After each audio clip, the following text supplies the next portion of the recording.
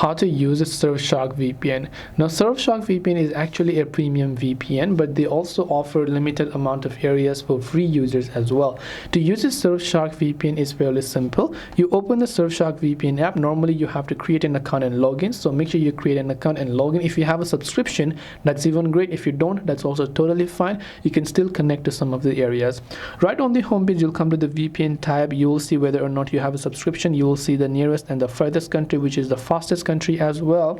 And to connect specifically to some regions, you might have to pay for the premium, which you can see their plan, but for some reasons you should be able to go ahead and then connect it just like that. On the next page, you have an alternative ID where you can see to ask you to choose a plan and so on. You can add a persona and you can add an email. You can also go to products. You can see VPN, alternative ID, antivirus, alert, search. If you come to settings, here you'll be able to customize most of your account and app settings. So if you go to the VPN settings, you can see quick connect, auto connect, and so on.